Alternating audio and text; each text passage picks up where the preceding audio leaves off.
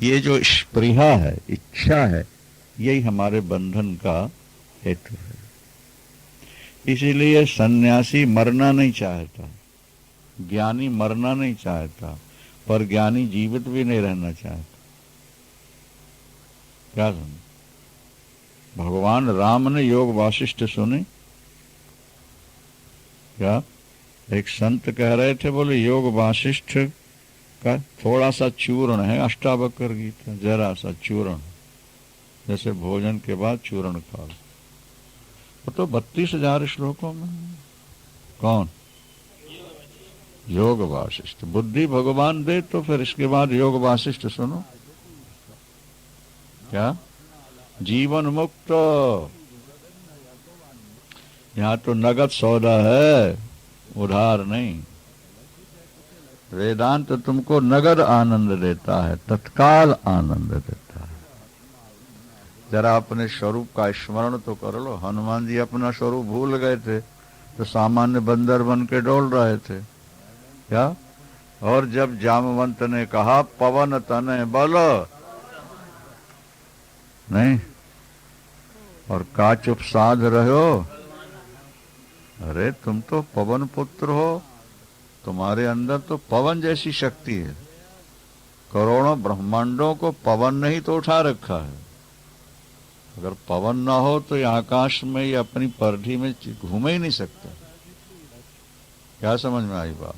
फुग्गा अगर आकाश में उड़ रहा है तो पवन से ही तो उड़ रहा है। पतंग आकाश में उड़ रही है तो सारे ब्रह्मांड को वायु ने धारण किया हुआ है, उठा रखा है। तुम्हारी गाड़ी को पवन ही तो उठाए हुए रहती है, तभी तो वो दौड़ रही है। अगर चाक में हवा ना हो, पवन ना हो तो दौड़ाओ जरा, कैसे दौड़ती है।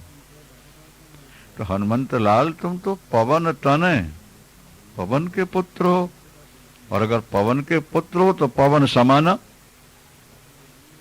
जब तुम पवन पुत्र हो तो पवन के समान। बुद्धि विवेक विज्ञान निधाना। अरे तुम्हारे अंदर बुद्धि विवेक बल विज्ञान के निधान हो तुम, और का चुप साध रहे हो बलवान। अरे तुम इतने बलवान होकर चुपचाप बैठे हुए हो। ऋग्वेद में लिखा है कि ए मनुष्यो ईश्वर पुत्र अमृतस्य पुत्राः, तुम अमृत पुत्र हो। जीवों को ऋग्वेद ने कहा तुम अमृत पुत्र हो। तो जब अमृत के पुत्र हो तो अमृत ही तो होगे ना। क्या? कुत्ते का बच्चा कुत्ता ही होगा, बिल्ली का बच्चा बिल्ली होगा, शेर का बच्चा, तो फिर अमृत का पुत्र अमृत है।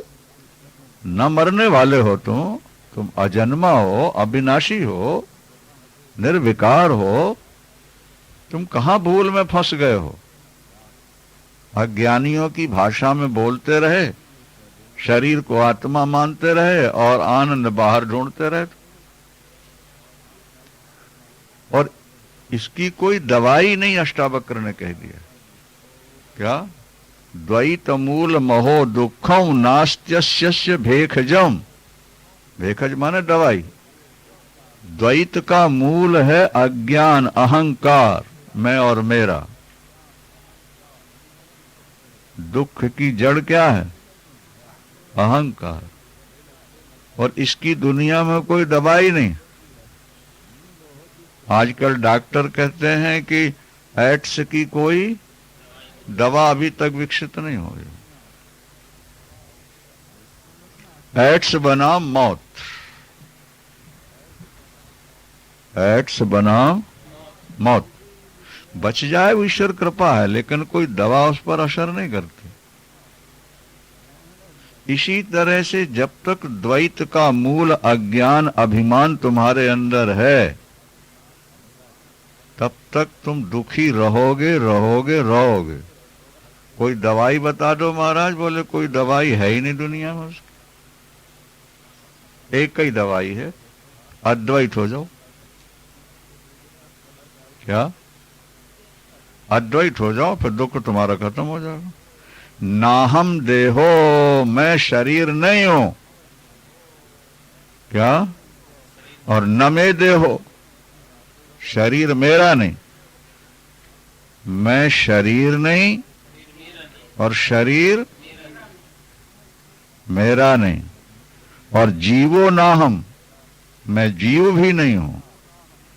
फिर क्या हो? बोले चित्त केवल चिदानंद, चैतन्य मात्र ही मैं हूं। मैं चैतन्य मात्र हूं, तो फिर बंधन क्या है? बोले यही तो सबसे बड़ा बंधन है कि मेरे अंदर जीने की इच्छा रही अभी तक। आए में वही में बंधो, यही मेरा बंधन है। आशीत माने था क्या? कि मेरे अंदर जीने की इच्छा थी। ये भूतकाल है ना। यही मेरा बंधन था कि जीने की इच्छा, उसका मतलब कि अब नहीं रही। ऐसा अंदर विस्फोट हुआ, ऐसे अंदर क्रांति हुई, ऐसा धमाका अंदर लगा कि जैसे स्वप्न टूट जाए, इसी तरह अज्ञान अवस्था नष्ट हो गई। इसी को योगाभ्यासी कुंडलनी का जागरण कहते हैं, और इसी को अपने यहां बोध कहते हैं। अभी परोक्ष ज्ञान है, सिर हिला रहे हो, सुन रहे हो, अभी अपरोक्ष नहीं हुआ। अपरोक्ष का धमाका जिस दिन होगा, उस तेज को, उस ज्ञान को, उस चैतन्य को संभालना मुश्किल हो जाएगा। कई लोग पागल हो जाते हैं। क्या समझे? वो होता है, भक्तों में भी होता है, ज्ञानियों को भी होता है, योगियों को भी होता है। अंधेले में एक बार तो टार्च जलानी पड़ेगी, बाद में भले बुझा दो। वस्तुओं को देखने के लिए एक बार तो अंदर तो एक बार प्रकाश आना चाहिए। चाहे कुंडलनी की उपासना, श्री विद्या की उपासना करो, कुंडलनी जगाओ मंत्र से और ध्यान से, योगाभ्यास से, या प्रेमा भक्ति जगा लो और भगवान के दिव्य स्वरूप का ध्यान करो, उनके सौंदर्य का, माधुर्य का, सौगंध सौरस्य का, और करते जाओ करते जाओ। एक दिन ऐसा प्रकाश होगा तो आकृति तुम्हारे सामने बनेगी, और बाद में भले लुप्त हो जाए। वेदांत सुनते ही सुनते सुनते एकदम ऐसा लगेगा जैसे हमारी आंख खुल गई। नींद में हम घबराए थे क्योंकि कोई अप्रिय घटना देखी थी, और शरीर कांप रहा था और पसीना निकल रहा था और आंसू बह रहे थे, और किसी ने हिला दिया, बस उठे, दृश्य बदल गया। आंख खुलते ही दृश्य, बस चैनल की बटन दबाए और चित्र बदल गए। चैनल की बटन दबी, बोलो, चैनल बदला, चित्र बदल गया, दृश्य बदल गया। अधिकारी शिष्य हो और पावरफुल गुरु हो, बस फट से एकदम जिंदगी बदल जाए। आगे चल के कहेंगे कि इसमें गुरु तो गौड़ है, शिष्य की पात्रता मुख्य है। आगे मिलेगा आपको, क्योंकि गुरु तो चाहता है कि मेरे सभी चेलों को ज्ञान हो जाए, मेरे सभी चेलों को भगवान मिल जाए। कौन ऐसा पिता है जो नहीं चाहता कि मेरे बेटे करोड़पति हो जाएं, मेरे बेटे कोठीकार वाले हो जाएं? ऐसा कौन नहीं चाहता, बोलो? तो जैसे तुम अपने बेटों को करोड़पति बनाना चाहते हो, अरबपति बनाना चाहते हो, इसी तरह हर गुरु अपने चेले को ब्रह्म बनाना चाहता है, ब्रह्म का साक्षात्कार कराना चाहता है। तो गुरु की चाह में तो कमी नहीं है। अब शिष्य में पात्रता आनी चाहिए, और पात्रता आ जाए, गुरु छुपाएगा भी ज्ञान को, छुपेगा नहीं, उसके अंदर धमाका हो जाएगा, उसको ज्ञान हो जाएगा।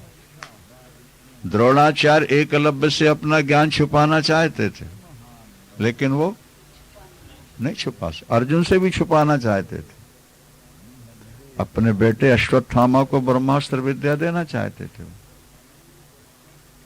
भाई गुरु गद्दी में ज्यादा ज्ञान होगा तभी तो चेले आएंगे ना। और चेलों के पास ज्ञान ज्यादा होगा तो गुरु के पास कौन आएगा। तो द्रोणाचार्य चाहते थे कि मेरे बेटे के पास ज्ञान ज्यादा हो, ब्रह्मास्त्र छोड़ना और वापस लेना। दूसरों को नहीं सिखाऊंगा, और सिखाया भी अर्जुन को तो छोड़ना भर सिखा पाऊंगा। गुरु ने भी थोड़ा सा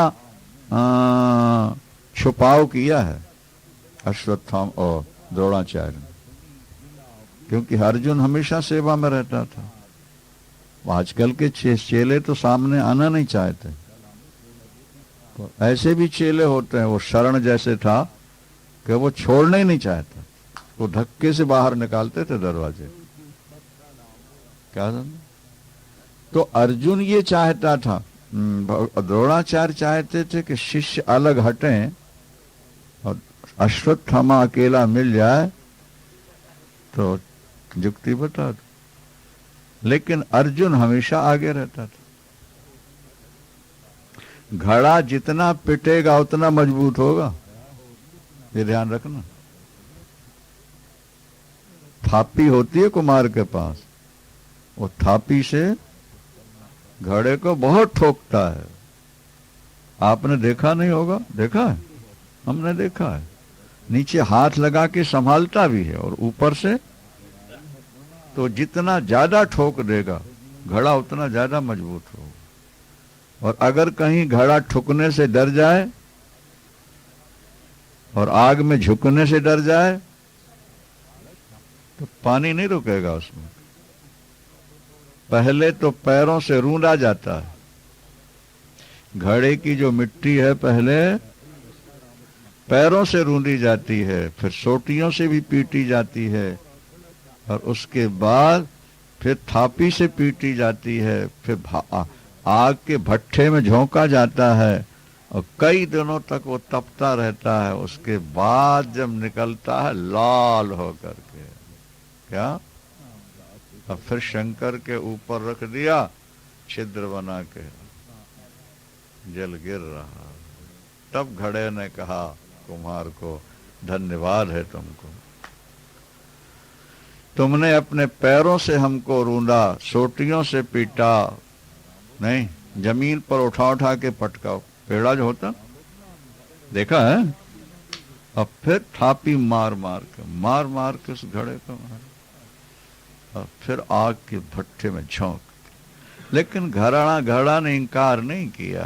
घड़ा कुटता रहा, पिटता रहा, आग में पकता रहा। लगा जरूर कि मेरे साथ अन्याय हो रहा है, क्या? पर जब भगवान शंकर के ऊपर तिपाई में रख करके जल, गंगा जल भरा गया, गिरने लगा, और उन्हीं घड़ों में भर के जब भगवान नारायण राम कृष्ण का मस्तकाभिषेक सिर के ऊपर से उनके जब डाला जा रहा है जल, उसी घड़े में भर के, तब वो कहता है कुम्हार के लिए, आपको बहुत बहुत धन्यवाद है। जिनके चरणों में लोग माथा टेक रहे हैं उनके सिर के ऊपर मैं हूं, उनके ऊपर मेरा जल जा रहा है, गंगा जल मुझ में भरा हुआ है। तो गुरु तो कुम्हार है भैया, वो तो पीटता रहता है। पिटने के लिए, कुटने के लिए तैयार हो जाओ, आग में झोंकते। विवेकानंद ने कहा था गुरुदेव, शरीर के टुकड़े टुकड़े कहो कर देते, गरम तवे में चौकड़ी मार के बैठ जाओ, पालथी मार के, मैं बैठ जाता। धूप में खड़े रहो 24 घंटे, धूप और सर्दी खड़ा रहो। ये गंगा बह रही, छलांग मारने को बोल मार दूं। सत्य का बोध होना चाहिए। हो गया, 50 थे 49 को नहीं हुआ, और विवेकानंद को हो गया, महाराजा जनक को भी ज्ञान हो गया। नाहम देहो, अब मैं शरीर नहीं रहा और शरीर मेरा नहीं रहा। मैं शरीर नहीं रहा, शरीर और जीवो ना हम, मैं अब जीव नहीं रहा। हमने आपको बता दिया कि जीव और आत्मा में थोड़ा सा अंतर है। क्या? जो प्रतिबिंब है, आत्मा का जो प्रतिबिंब है सूक्ष्म शरीर पर, वो जीव है। चैतन्यम यदधिष्ठानम, चैतन्य तो उसका अधिष्ठान है। अधिष्ठान और अध्यस्त तो आप लोग समझ गए होंगे ना। तो चैतन्यम यदधिष्ठानम लिंग देहश्च या पुनः, सूक्ष्म शरीर। क्या? और चित छाया, चित छाया, चित माने चैतन्य, जो चिदाकाश आत्मा चैतन्य, उसकी छाया, उसको बोला चित छाया।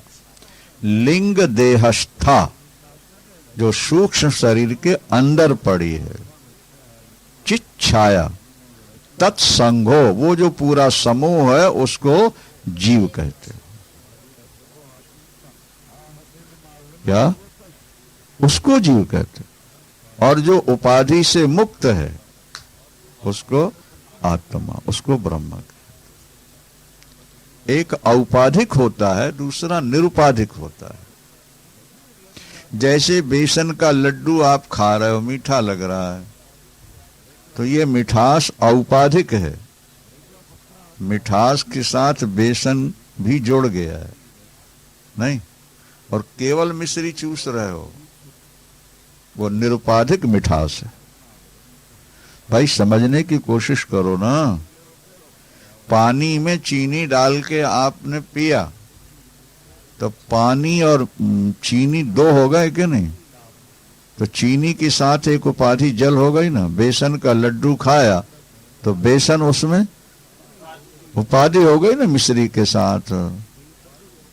तो जो अंतःकरण में प्रतिबिंब पड़ने के कारण इसमें हलचल और चेतना हुई, नहीं, उसको मिला करके हम अपने आप को जी रहे।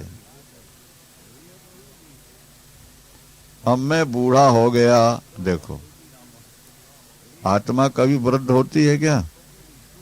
न जायते म्रियते वा कदाचित। आत्मा में बुढ़ापा कभी नहीं आया। आग बूढ़ी हो गई, हवा बूढ़ी हुई कि नहीं हुई अभी तक? हाँ, सूरज बूढ़े हो गए, तो तुम्हारी आत्मा कैसे बूढ़ी हो जाएगी? हनुमान जी करोड़ों वर्ष के हैं, अभी भी जवान है। नहीं, बुढ़ापा, जवानी और बचपना ये तो देह धर्म है ना भाई, ये तुम्हारे धर्म नहीं है। तुम देह के साथ चिपटे बैठे हो, देह के साथ तुम एक हो गए हो। जैसे एक और लोहे का रिंग, क्या? लोहे का रिंग आप आग में डाल दो, अंधेरी रात है, और निकालो लाल। आप पूछेगा कोई तुमसे आग कैसी है, क्या बोलोगे? गोल। और लोहा कैसा है? बोले गरम। आग है गोल और लोहा है गरम। अब देखो, आग की जो गर्मी है वो लोहे में आ गई, और लोहे का जो गोलपना है वो आग में आ गया। गोल आग है कि लोहा गोल है? आग का कोई आकार है? बोलो तो। आग निराकार है। और अगर ये कहा गया कि गोल आग है, तो वो लोहे की गुलाई को लेके कहा जा रहा है, क्योंकि आग लोहे में प्रकट है, इसलिए कह दिया आग गोल है और लोहा गरम है। अरे लोहा गरम है कि आग गरम है? देखो, और कहते हैं वो उसके संसर्ग से लोहे में गर्मी आई। लोहा गरम नहीं होता,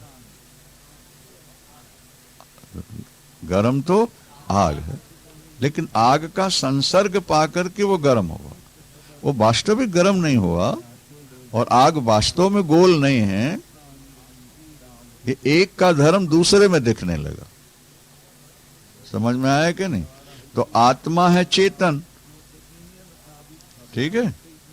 तो चेतन आत्मा जब शरीर में आई तो शरीर में चेतन आ गई, तो हमने शरीर को चेतन मान लिया, और शरीर के अंदर जो काम क्रोध लोभ मोह ममता थी उसको हमने आत्मा के मान लिया। आत्मा के धर्म शरीर में दिखने लगे और शरीर के धर्म आत्मा में दिखने लगे।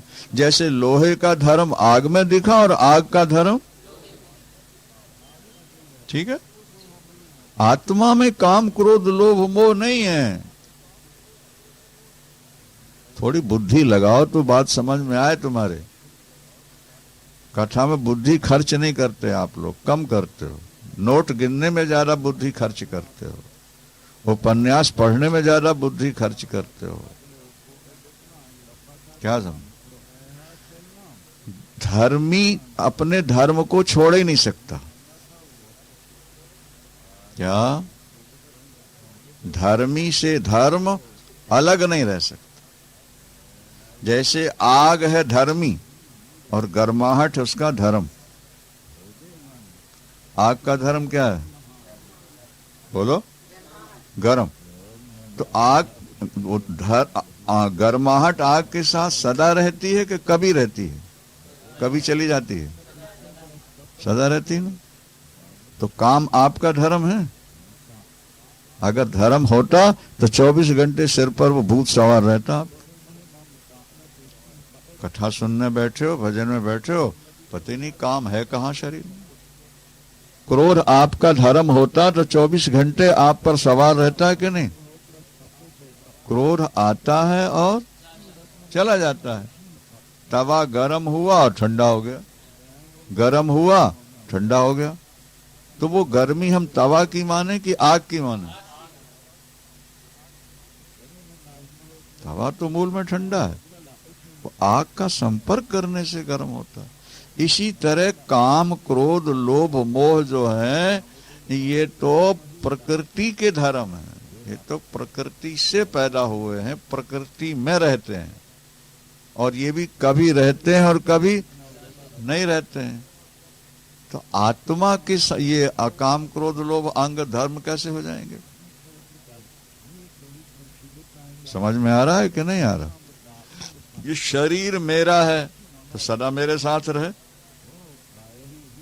शरीर मैं हूं तो सदा शरीर के साथ रहूं। ना शरीर मेरे साथ रहता है सदा, ना मैं शरीर के साथ रहता हूं सदा। शरीर शब्द का अर्थ है शीर्यते विशीर्यते शरीरम।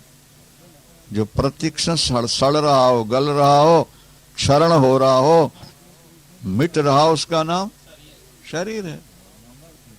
तो आत्मा तो निर्विकार निराकार अजन्मा अद्वय तत्व चेतन है, और शरीर तो बनने और बिगड़ने वाला है।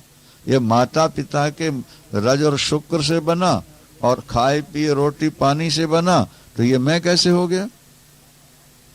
क्या? माता पित्रोर मलोद्भूतम।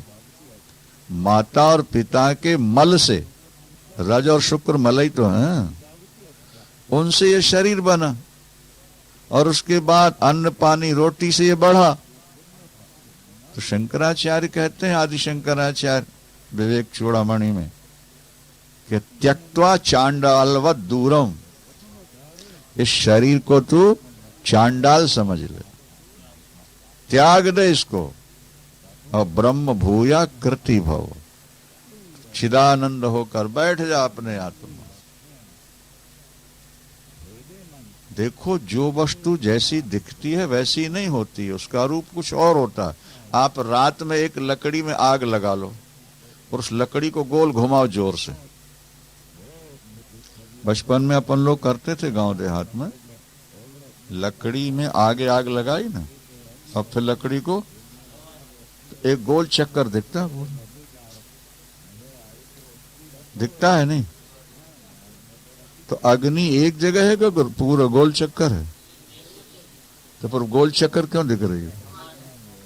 बोले राउंड से वो गोल चक्कर, उसका गोल चक्कर स्वरूप नहीं है।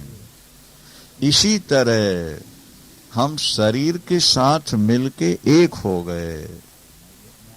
नाशवान शरीर को हमने अपना स्वरूप मान लिया। हम नित्य हैं और शरीर को अब अपना मान रहे, कैसा पागलपन है ये? नित्य और अनित्य का संबंध क्या रहा है? शरीर नित्य है, बोलो, और आत्मा, ये दोनों एक कैसे होंगे? फिर विरुद्ध धर्मी एक कैसे हो सकते हैं?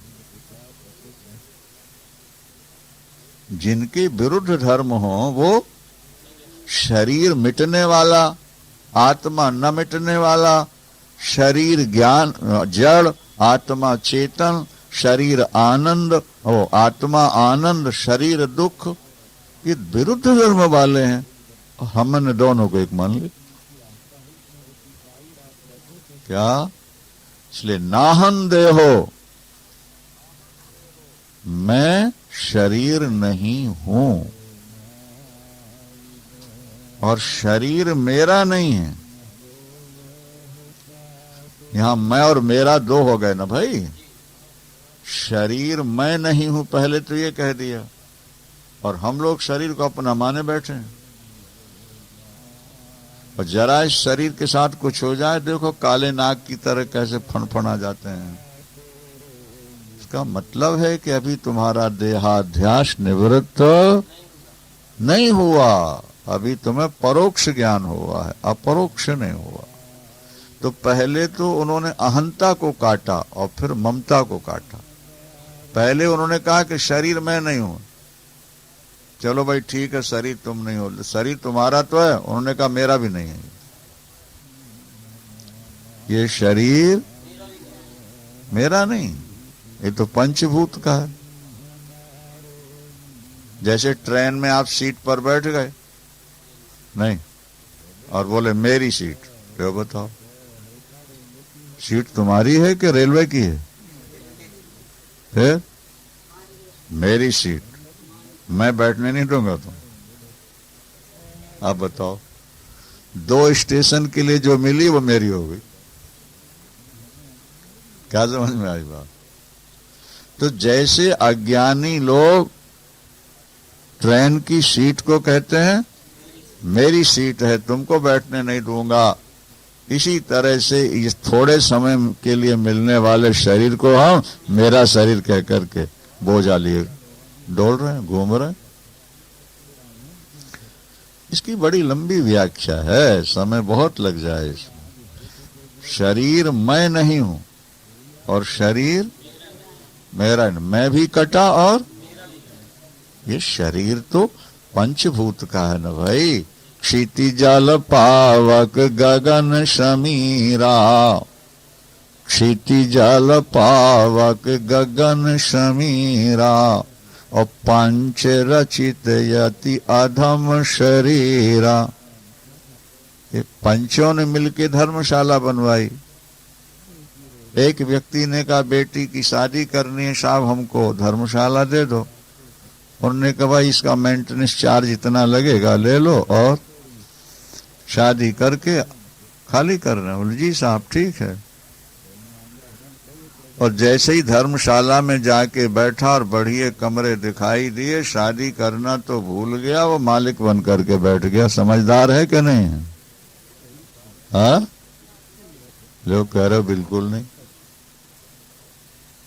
कितना बढ़िया जवाब देते हैं आप लोग, बिल्कुल समझदार नहीं है वो। कि गया था बेटी की शादी करने और मालिक बन के बैठ गया। तो उसको तो हम मूर्ख समझ रहे हैं, अज्ञानी समझ रहे हैं, और अपने को हम ज्ञानी समझ रहे हैं, क्योंकि ये पंचों की धर्मशाला हमने ली थी कि भजन करके तुम्हारी चीज तुम्हें लौटा देंगे। लेकिन वो भजन करना तो भूल गए, मालिक बन करके बैठ गए, मेरा शरीर मेरा शरीर। दास कबीर ने ऐसी ओढ़ी, जस की तस धर दीनी चादरी। कबीर ने कहा अपन ने तो पंचों से लिया था और जिस काम के लिए लिया था वो हो गया, अब जस की तस धर दीनी लौटा दिया। नहीं समझ में आ रही बात? हम कहा करते हैं कि अगर आप किसी की कार थोड़ी देर के लिए ले जाओ और एक्सीडेंट करा के ले आओ, पेट्रोल सारा खत्म करा के ला के खड़ी रख कर दो, दोबारा वो देगा तुमको गाड़ी? पेट्रोल सारा खत्म करा के ला के खड़ी रख कर दो, दोबारा वो देगा तुमको गाड़ी? और उसकी टंकी में 15 लीटर पेट्रोल था और तुम 25 और डलवा के ले आए और साफ सुथरी और सर्विसिंग करा के ला करके खड़ी कर दी तुम। आगे वो मना करेगा तुमको कभी? बोलो, नहीं करेगा। तो हम लोग तो एक्सीडेंट कराने वाले हैं, पेट्रोल भराने वाले नहीं, सर्विसिंग कराने वाले नहीं हैं। हम लोगों को तो सारी जिंदगी एक्सीडेंट तो होता ही रहे। कभी उससे प्यार किया, कभी उससे ये भी तो क्या और क्या, कभी उससे मिले, कभी उससे मिले, कभी उससे मिले। जिससे मिलने के लिए शरीर मिला था उससे तो मिले नहीं, जिससे प्यार करने को शरीर मिला था उससे हम कर ना पाए और एक्सीडेंटली संसार में प्यार करते रहे दुनिया भर में। ठीक है, सही है कि गलत है? बोलो। आज जनक को बोध हो गया मैं शरीर नहीं हूं, क्योंकि मृत्यु काल में साफ लोग देखते हैं कि इसके अंदर का चेतन निकल गया और डेड बॉडी मिट्टी पड़ी है। हमारे यहाँ मरे हुए व्यक्ति की डेड बॉडी को मिट्टी कहते हैं। क्या किसी के घर फोन किया, तुम्हारे पापा कहाँ गए? बोले मिट्टी में गए। बोले वृंदावन। क्या वो समझ में आ गया कि किसी की मृत्यु में श्मशान गए हैं वो? जब चेतन नहीं रहा तो शरीर मिट्टी है। संत कहते हैं कि हीरा कचरा घर में धोखे से गिरा और वो अगर अपने कचरा घर को ही अपना घर मान ले, क्या तो समझदार हीरा है क्या? हीरे को तो लाल कागज में, सफेद कागज में, रेशमी कपड़े में, तिजोरी के अंदर धूली का कण भी न लगे, ऐसा संभाल के जौहरी लोग रखते हैं ताकि चमक गड़बड़ न हो। ठीक है, और वो कचरा घर में पड़ा, कह रहा यही मेरा घर है। तो ये शरीर तो कचरा घर है, कचरा घर। शंकराचार्य जी ने कहा कि इसके अंदर है क्या? हड्डी, चमड़ी, लहू, मांस और चर्बी से देह बनाई है, और भीतर देखो तो घिन आवे, ऊपर से चिकनाई है। सचमुच में हमारे ऊपर के शरीर के ऊपर अगर चमड़ी ना हो ना तो जीते जी कौवे नोच के खा जाएंगे ना।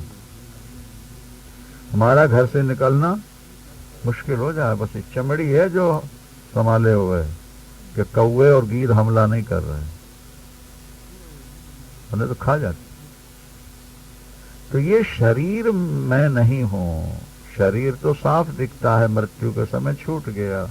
चलो मेरा है, बोले मेरा भी नहीं। ये मेरापन ही बंधन है। ये मेरापन, चलो मैं ना सही तो मेरा तो है, साडा तो है, बोले ये भी गड़बड़ है। मैं नहीं, मेरा नहीं, ये तन किसी का है दिया। मैं नहीं,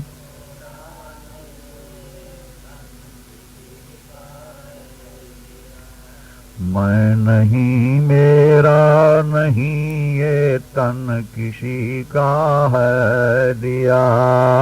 मैं नहीं,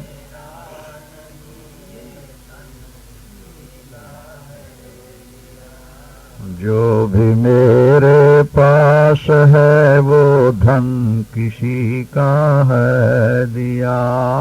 जो भी मेरे,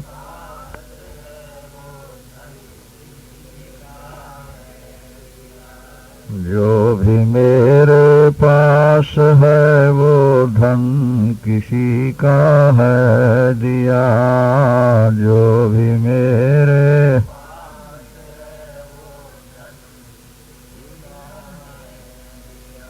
देखो सरकारी ऑफिसरों की हर 2.5-3 साल में बदली हो जाती, तबादला हो जाता है। बड़े बड़े ऑफिसरों को बड़े बड़े बंगले मिलते हैं, नहीं वो रहते हैं उसमें, तो अटैचमेंट होता है उनका बंगले से।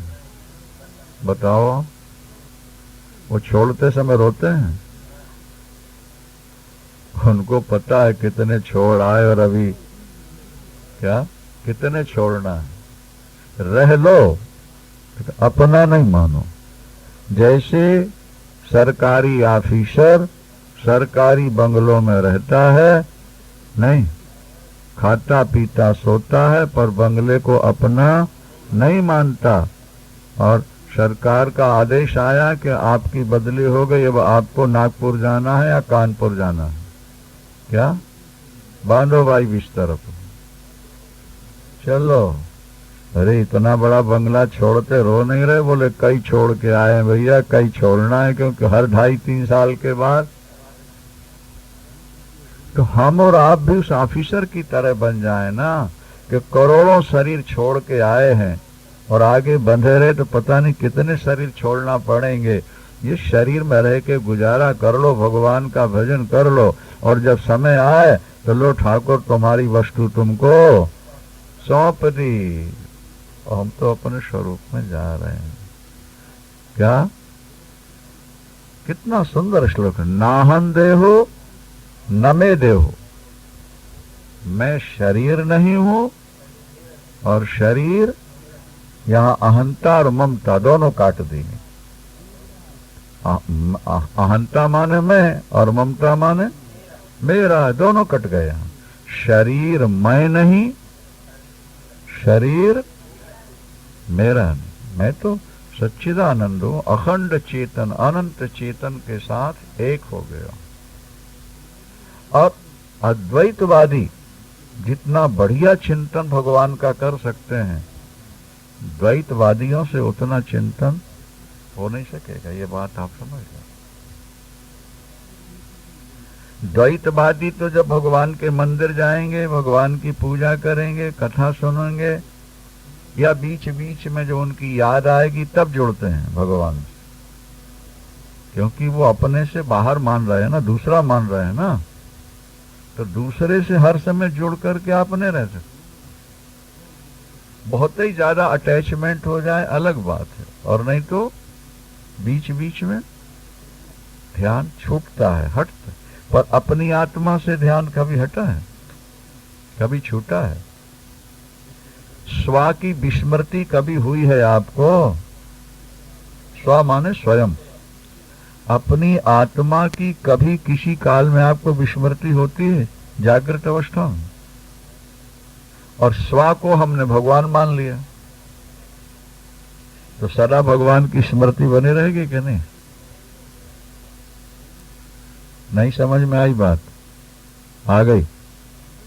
अभी हम जीव अपने को मानते हैं और भगवान को अपने से अलग मानते हैं, नहीं तो अपने से अलग भगवान को 24 घंटे हम ध्यान में नहीं रख सकते।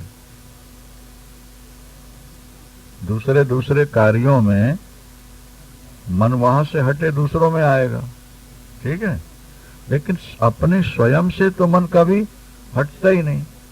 और जैसे पत्थर को हमने भगवान मान लिया, शालिग्राम या शंकर मान लिया, तो उनको देखते ही सदा स्मृति बनी रहती है भगवान है। इसी तरह अपनी चेतन आत्मा में हमने भगवान की प्रतिष्ठा कर दी, अपनी आत्मा में। देखो कैसी विचित्र बात है कि लोग जड़ पत्थर में चेतन को तो बैठाल देते हैं, लेकिन चेतन में चेतन को नहीं बैठाल पाते। ये देखो कैसी भूल भुलैया है। बोलो सच्चिदानंद। नाहम देहो न मे देहो, देह मेरी नहीं है, केवल मान लिया है। कोयल अपना बच्चा कौवे के घोंसले में रख देती है अंडा, वो कौवा का नहीं है, लेकिन कौवा उसको अपना मान लेता है। और उस मान्यता का परिणाम कि जब वो कोयल का बच्चा बड़ा होके जाता है, भागता है, तो वो काहे काहे काहे करता पीछे पीछे डोलता रहता है। क्या समझे? तो शरीर मेरा है मान लिया, माने दुख जुड़ गया तुम्हारे साथ। द्वैत मूलम ही दुखम, द्वैत मूल महो दुखम, पहले निकल चुका है। नाशवान वस्तु को जब तुम अपनी मानोगे नहीं तो तुमको दुखी होना पड़ेगा। तुमको दुख से कोई बचा नहीं सकता, क्योंकि शरीर तो पंचभूतों का है, ये तो भिसकने वाला है, दुखी तो होगी। और मैं मान लोगे कि इसकी सारी आवश्यकताएं मेरी आवश्यकताएं हैं तो भी तुम दुखी रहोगे, क्योंकि ये तुम्हारे बस की बात नहीं है कि तुम शरीर की हर आवश्यकता पूर्ण कर लो। है तुम्हारी इंद्रियां, तुम्हारा मन, तुम्हारी बुद्धि जो जो चाहती है तुम पूरा कर सकते हो, और जब चाह पूरी नहीं होगी तो परिणाम क्या होगा? ना तुम शरीर की आवश्यकताएं पूर्ण कर सकते हो और ना तुम शरीर को संभाल के रख सकते हो। संभाल के रख लोगे? जवान बने रहोगे हमेशा? ये तुम्हारे बस का है? शरीर न छूटे तुम्हारे बस में है? जो चीज तुम्हारे बस में नहीं, फिर तुम उसके पीछे पड़े हो, फिर तुम उसके पीछे लगे हुए हो। जो तुम्हें छोड़ने को तैयार है, तुम उनको बाजुओं में पकड़ के जप्फी मार के और उसको रखना चाहते हो। कैसे होगा? ना तुम्हारा शरीर रहेगा, ना बेटे का रहेगा, ना पोते का रहेगा, ना पत्नी का रहेगा, ना पुत्र वधू का रहेगा। ये सारे शरीर तो छूटने वाले हैं, पंचभूत के बने हैं, तुम्हारे नहीं है। और तुम अपने मान करके उनसे चिपटे रहोगे तो अंत में रोना पड़ेगा। अंत में रोना पड़ेगा। नहीं समझे आप?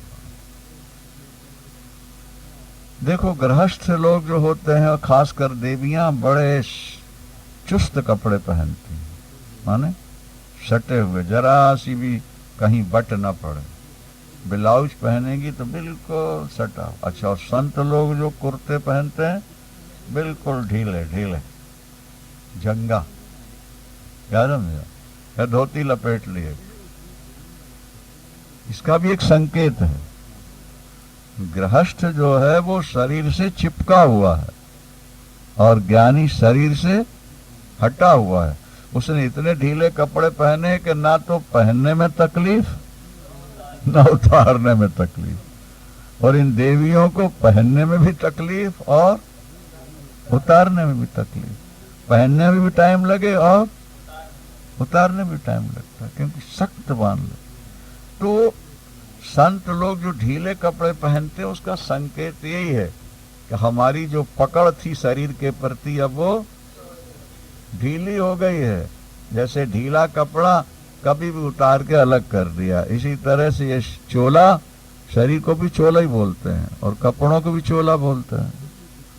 जैसे ढीले कपड़े उतार के कभी भी 1 सेकंड में रख दें, कोई तकलीफ नहीं, इसी तरह शरीर को भी कभी भी उतार दें, उतर जाए, अब कोई तकलीफ होने वाली नहीं।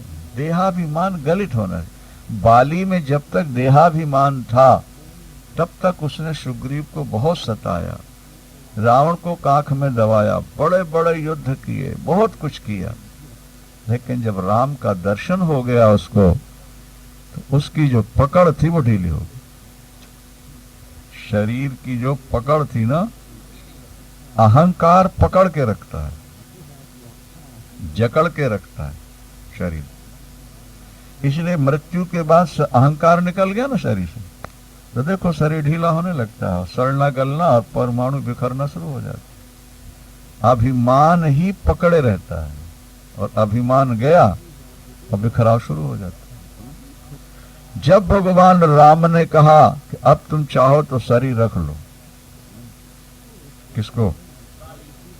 जब बाली चरणों में गिरा है, प्रणाम किया है, सुनहु राम स्वामी सनो, चले न चातुरी मोर, प्रभु अजहू मैं पापी, अंत काल गति। तो सुनत राम अति कोमल वाणी, बाल शीश परस्यो अपना हाथ, अचल करो तन राखो ताता। बाली अब तेरा अभिमान मर गया, अभी तक तेरा अभिमान जिंदा था, इसलिए तूने पत्नी से सुन लिया कि सोनपति जिन्हि मिलो सुग्रीवा, तेई दो बंधु तेज बल शिवा, कालहु जीत सके संग्राम। वो काल को भी संग्राम में जीत सकते हैं, वो अतुलित बलशाली, इसलिए आप उनसे युद्ध। लेकिन बाली का अभिमान था, नहीं, ये जो अकड़ होती ना, नहीं, ये अभिमान। युद्ध में कोई मुझे ललकारेगा, मैं पीठ नहीं दिखाऊंगा, मैं चुप नहीं बैठ। और जब राम ने बाण मारा, चलो सुग्रीव से लड़ाई हुई, लंबी बात है, कई बार सुन चुके हो। जब बाण मारा, गिरा, और गिरने के बाद उठ के बैठ गए। अब फिर राम के सामने दलील पेश करता है, मैं बैरी सुग्रीव प्यारा, कारण कवन नाथ मोहि मारा। आप अभी राजकुमार हो, आपको राजनीति आती नहीं है क्या? अभी नए नए, अभी तो नई उम्र है ना। अरे मित्रता हमेशा बलवान से की जाती है। रावण बलवान नहीं है, मैं बलवान हूं, क्योंकि मैंने रावण को कांख में दबाया था। और सुग्रीव तो बेचारा एक सामान्य व्यक्ति है जो मारा मारा फिरता रहा, भागता रहा। तो आप कमजोर से मित्रता स्थापित करते हैं और बलवान को मारते। अगर मुझसे आप मित्रता करते तो मैं तो रावण को यहां लाके खड़ा कर देता। खैर राम ने उसका उत्तर दिया, अनुज बधु भगनी सुत नारी, सुन सठ कन्या समये चारी, नहीं ही नहीं कुर्वष्टि बिलोक जोई, ताही बधे कछु पाप न हो। लेकिन आगे जो चौपाई कही वो जो, मूढ़ तो ही अतिशय अभिमान। क्या कहा? मूढ़ तो ही अतिशय अभिमाना, और नारी सिखावन करसी न कहना। और मम भुजबल तेहि आश्रित जानी, मारा चाहस मूढ़ अभिमान। फिर अभिमान, तू अभिमानी है और वो दीन है, और मैं दीन बंधु हूं। क्या? इसलिए मैंने दीन की रक्षा की है, और तुझे मैं नहीं मार रहा था, तेरे अभिमान को मारा है मैंने, तेरे अन्याय को मारा है, तेरे पाप को मैंने मारा है। बाली ने हाथ जोड़ा, प्रभु मैं अभी भी पापी हूं, पर अंत काल आप ही मेरे शरण हो। अब मैं आपके चरणों में पड़ा हूं। बस भगवान समझ गए कि इसका अभिमान गलत हो गया। बोले अब चाहो जैसा शरीर हम दे सकते हैं। उसने कहा अब नहीं। पहले शरीर रक्षा के लिए कितने उपाय किए गए।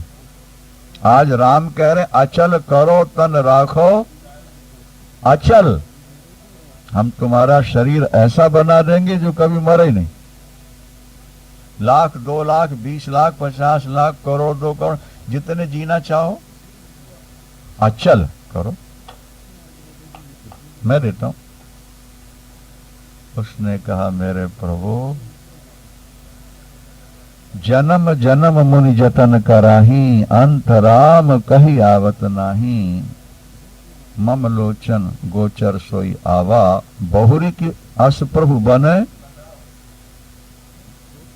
अब तो बस अंगद को संभाल लीजिए। जैसे मुझ पर कृपा की, इसी तरह इस पर भी कृपा कीजिए। और अंतिम दोहा है, वो समझने वाला है। एक गले हाथी के गले में एक पतली सी माला पहना, क्या मदोन्मत्त हाथी के गले में एक माला डाल दी गई, और हाथी अपनी मस्त चाल से चलता जा रहा है। और वो माला कब टूटी और कहां गिर गई, हाथी को पता ही नहीं लगा। बाली का शरीर कैसे छूटा, जैसे हाथी के गले से माला टूटा।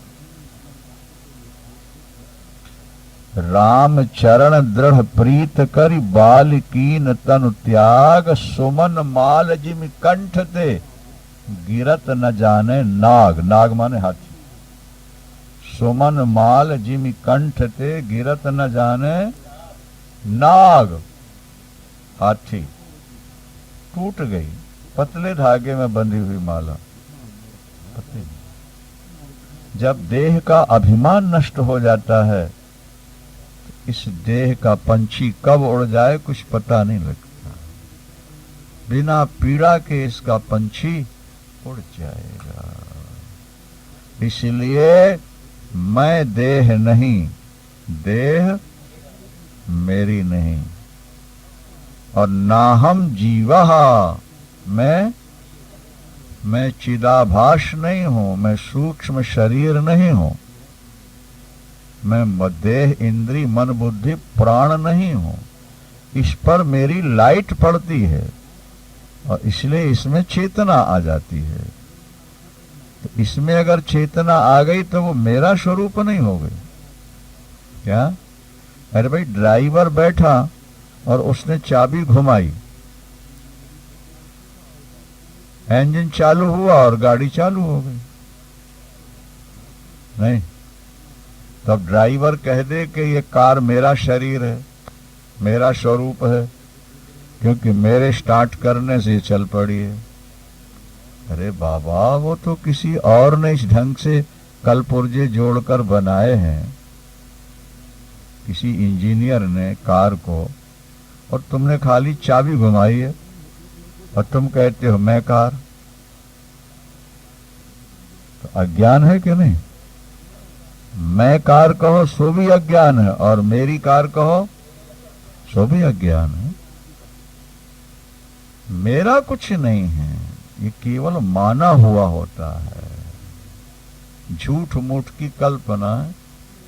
आप किसी को भी मेरा मान लो या आप स्वतंत्र हो, लेकिन मेरा मानने से वो मेरा हो नहीं जाता। क्या?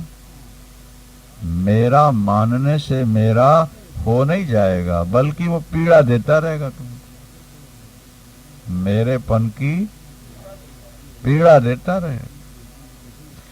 इसीलिए इन्होंने कहा मैं शरीर नहीं, शरीर मेरा नहीं, मैं जीव नहीं। फिर क्या हो? बोले चित्त चैतन्य मात्र हूं, और यही मेरे जीवन का सबसे बड़ा बंधन था कि अभी तक मेरे मन में जीने की इच्छा थी। इसकी थोड़ी सी व्याख्या और कर लेना। जीने की यही मेरा बंधन था, माने इच्छा ही बंधन है। इच्छा ही, देखो भगवान राम राज्याभिषेक की तैयारी हो रही थी, भगवान राम स्नान करने जा रहे थे, ठीक है ना? और कैकेयी ने बुलवा कर कहा कि तुम्हें बन जाना है। अगर राम में राज्य की इच्छा होती तो संघर्ष हो जाना था। क्या होता कि नहीं? राम के अंदर राज्य की इच्छा नहीं थी। बस यही तो ज्ञानी का लक्षण है, यही तो ज्ञानी की जिंदगी है। राज्य उन्होंने मांगा नहीं, राज्य उन्होंने चाहा नहीं, ये तो पिताजी उनको राज्य दे रहे थे। पिता की आज्ञा का पालन करना है। बल्कि मन में थोड़ा सा दुख भी था कि 3 भाई नीचे खड़े होंगे और मैं सिंहासन पर बैठूंगा। चारों एक साथ बैठते तो कितना अच्छा ना होता। क्या? राज्य पाने की इच्छा नहीं थी, इसलिए छोड़ने में दुख नहीं, इसलिए राज्य छोड़ने में। राम को राज्य से सुख मिलेगा इच्छा नहीं थी, बल्कि राज्य मेरे लिए बंधन हो जाएगा ये भाव जाग रहा था। अभी मैं स्वतंत्र हूं, कहीं भी आ जा सकता हूं, तो राजा बन करके तो परतंत्रता आ जाएगी। नहीं समझ? अरे भाई, अटल बिहारी वाजपेयी कभी रिक्शे में चलते थे, हमने देखा। उतरे बस से और कोई साधन नहीं तो अपनी आंखों से देखा। जबलपुर बहुत आते जाते थे वो, किसी मीटिंग में आए थे, गए थे, आए तो दो देखा रिक्शे में जा रहे। आज वो अकेले घूम सकते हैं कहीं। जितना बड़ा पद पाएंगे उतना बड़ा बंधन भी हो जाएगा। आज जो बड़े बड़े साधु संत महंत हैं, पिस्तौल लिए, क्या कमांडो, बॉडीगार्ड चारों तरफ। क्या देखा? हमको ऐसा लगता है कि जैसे किसी खतरनाक चोर के चारों तरफ खतरनाक उग्रवादी पकड़ा गया हो और उसके चारों तरफ राइफल लिए लोग चल रहे हो। क्या समझ में? अब फिर भी वो मौज का अनुभव करते हैं, देखो मेरे चारों तरफ इतने रक्षक हैं। ये बंधन है, रक्षक नहीं, ये बंधन है। तुम्हें खतरा है इसीलिए ये है, अगर खतरा ना होता इनकी जरूरत क्या थी? उसमें आप अपनी शान समझते हो, वो शान नहीं है, वो आपकी हीनता है। ईश्वर हमारी रक्षा करेगा, फिर हमारी मृत्यु तो होनी नहीं। शरीर तो मिट्टी का है, प्रकृति का है, जब तक चले चले छूटे छूटे जाए, हमें क्या लेना देना है? फिर रक्षक की क्या जरूरत?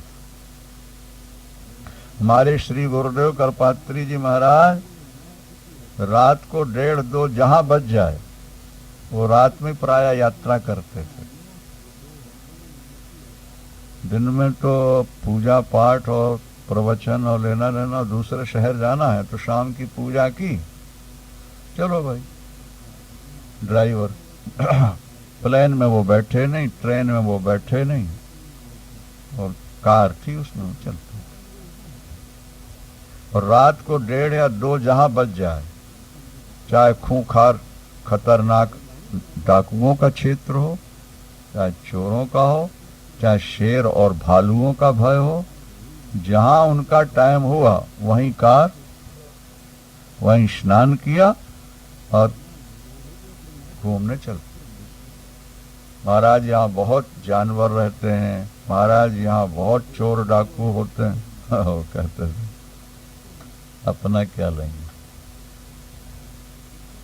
शरीर तो अपना है नहीं, जब तक चल रहा है नहीं समझ। जब जाना है जाए जाए, अपने को उससे क्या लेना। जब निर्भय, जब देहाभिमान गलित हो जाएगा। वो एक दवाई लिए, वो कल्प करा रहे थे, तो उसमें था कि दवा कंटिन्यू लेनी पड़ेगी सुबह शाम, जैसा नियम था। बीच में एकादशी आ गई तो बोले कि हम तो निर्जला रहते हैं।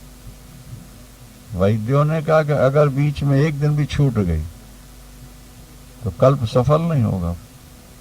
और लाखों रुपया लगा के वो सब हुआ था। उन्होंने कहा कि सफल हो या ना हो, अपना नियम नहीं तोड़ेंगे, दवा नहीं ले। बोले पानी नहीं लेते दवा कैसे ले लेंगे? इसका मतलब कि उनको शरीर से ज्यादा धर्म प्यारा था, शरीर से ज्यादा ईश्वर प्यारा था। नहीं समझे? इसलिए उन्होंने कहा अगर शरीर जाता है तो जाए, रहता है तो रहे, उसमें क्या। राम के मन में अगर राज्य की इच्छा होती तो छोड़ने में उनको पीड़ा होती। और सुनो, वहीं लिखा है कि जब कैकेयी अम्बा ने कहा कि तुम्हें वनवास दिया जा रहा है,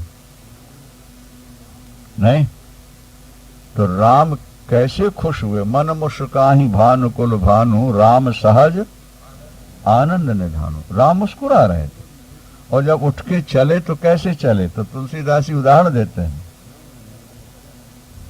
कि नव गयंद रघुवीर मनो, और राज अलान समान, और छूट जान बन गवन सुनी, उड़ आनंद अधिकान।